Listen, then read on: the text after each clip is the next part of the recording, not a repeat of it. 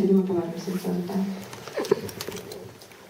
Phil, you're controversial with this CCTV International. In regards to your discussions with the IMF, the German finance minister has said that Greece could serve as a model for the stabilization of Ukraine, the program that the IMF implemented there. But what we've seen in Greece is protests, riots, government stepping down. So are you concerned at all whether something like this could happen here? And what is Ukraine, how much is Ukraine willing to give back to the IMF in exchange for that money? Thank you.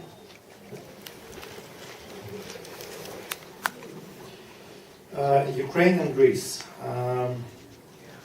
Ukraine is not Greece. That's a very clear understanding for the simple reason we are not in the euro. We are not within one common currency. Meaning we do have instruments for our monetary policy. It's a crucial difference. I will not be going into other differences, but this is a crucial difference. So we do have the monetary instruments to influence our monetary policy.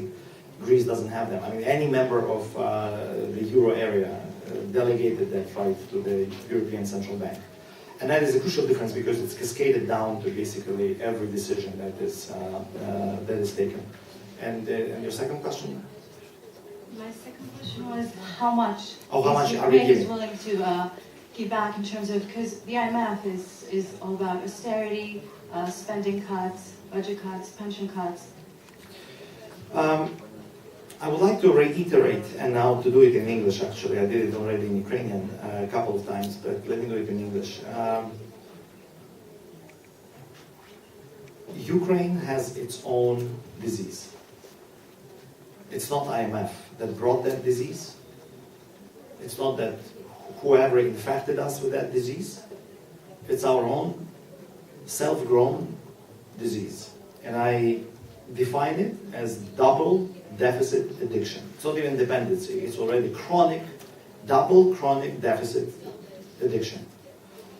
Well, chronic because it's basically already for more than 10 years, if not 20. Double because it's fiscal deficit and trade balance deficit.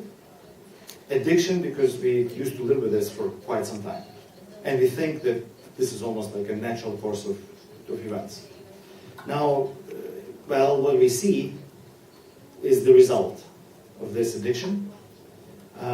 What we do not see, but something that we know, the tragic state of public finance in Ukraine is the pinnacle of that policy, long-term policy. So we have to cure it. You know, it's our disease and it's our recipe, with IMF or without IMF. And by the way, that's why even before becoming a minister back in December, I was harshly criticizing the Moscow agreements in December, because instead of curing our disease, we were given, you know, another portion of deficit. Now, what we have from the government, by the way, the result of elaborate work of Ministry of Finance and the whole government, as I said in Ukrainian, we are thankful for Parliament's support of this package, is an intention to reduce at least. We cannot eliminate the deficit this year, but this deficit that we have has to be seriously reduced. Now next year we have to do the same, and then it's like actually a 3-year program.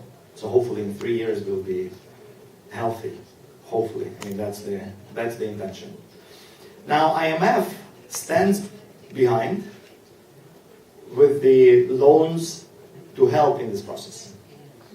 And by the way, the short-term loans, I mean the short-term tranche, the tranches in the short term are crucially important because the situation with public finance is so bad.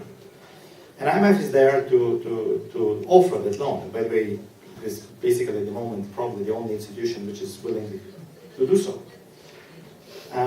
It's not IMF